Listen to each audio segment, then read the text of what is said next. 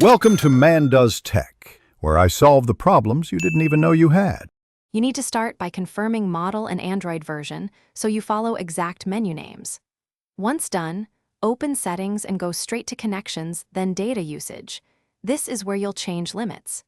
Make sure Wi-Fi and mobile data are on so the phone reports usage accurately, and note your carrier cap to avoid surprises. Before changing anything, back up or screenshot key settings and current usage numbers. That protects you if you need to revert a change. Now, in mobile data usage, you'll find Data Warning and Data Limit.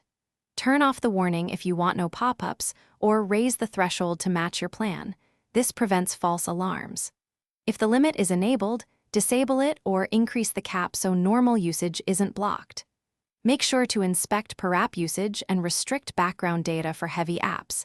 This reduces spikes that trigger warnings. Use Data Saver to limit background activity system-wide while preserving essential syncs. Finish by restarting your phone so settings apply cleanly, and verify the billing cycle date so usage resets align with your plan. Monitor data for the next 24 to 48 hours to confirm warnings are gone.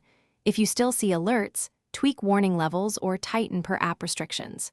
If problems persist, clear the settings app cache or check for system updates that fix bugs. And if nothing works, contact your carrier. Sometimes network signals or provisioning cause false usage reports. Thanks for watching. If you found this helpful, don't forget to like and subscribe.